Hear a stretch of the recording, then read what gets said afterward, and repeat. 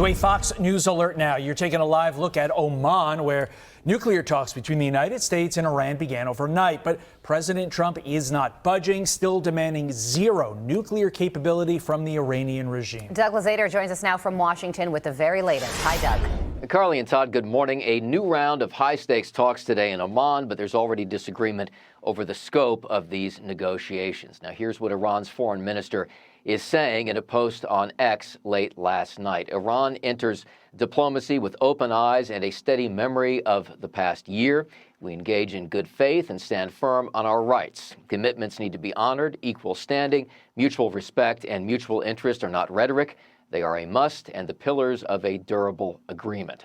Now, Iran sees these talks as limited to the country's nuclear program that was already hit during last year's U.S. military strikes known as Midnight Hammer. The U.S., though, led by Mideast envoy Steve Witkoff, is pressing for more, going after Iran's missile program and its extensive network of proxy groups throughout the Middle East. And just yesterday, Iran's Revolutionary Guard Corps seized 2 oil tankers in the Persian Gulf. And while the U.S. carrier Abraham Lincoln is nearby, this comes as the U.S. military is poised for a possible attack. Diplomacy moving forward. The president has obviously been quite clear in his demands of the Iranian regime. Zero nuclear capability is something he's been very explicit about, and he wants to see if a deal can be struck. And while these negotiations are taking place, I would remind the Iranian regime that the president has many options at his disposal, aside from diplomacy, as the commander-in-chief of the most powerful military in the history of the world. Mr. Ambassador. Mr. President. Please. Thank you. You can begin by removing your destroyers from the Strait of Hormuz. Mr. President, excuse me, but I believe you have been misinformed. Is that a fact? Yes, we have moved no such destroyers into the Strait of Hormuz. My Defense Department has war-gamed this out. They're waiting for me to give them the green light, which I assure you I will do, unless you pull your destroyers back to Bandar Abbas within the next 3 hours. Mr. President, Mr. Ambassador, you may not know much about me, but what you should know is that I'm about as straight a shooter as you're going to find in Washington. So you should believe me when I tell you that I do not want, as my first act as Commander-in-Chief, to attack Iran. But as both of us know, it's not always up to us how history plays itself out. Now, I have chosen to believe that your country is not playing on our emotions tonight, but nevertheless, you will feel the full impact of them if you do not comply with my demands. Mr. Ambassador, dock your destroyers, or the lead story on the morning news will not be about the attack on our capital, but the devastating attack on yours. Please, Mr. Ambassador, let's not get off on the wrong foot here tonight.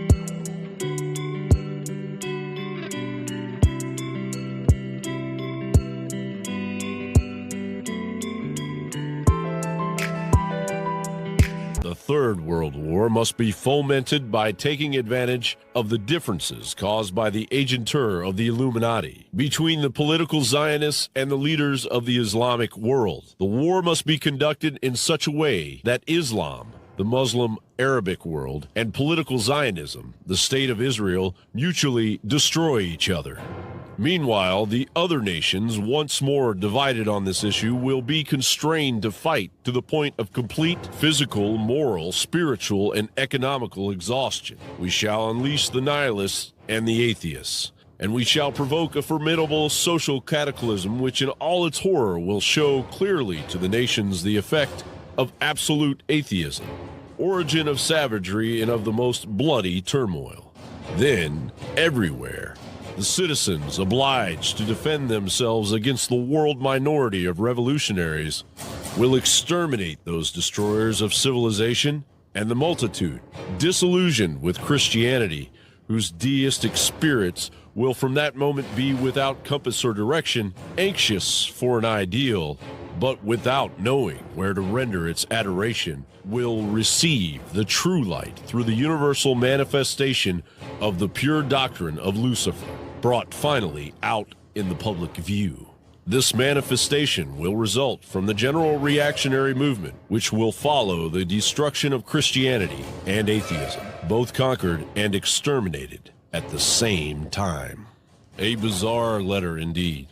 And a red flag may have gone off when you heard the term Nazism, but the term Nazism was known to those in the Illuminati at that time. Will we allow this madness to unfurl unabated, or will we put a halt to it before it's too late?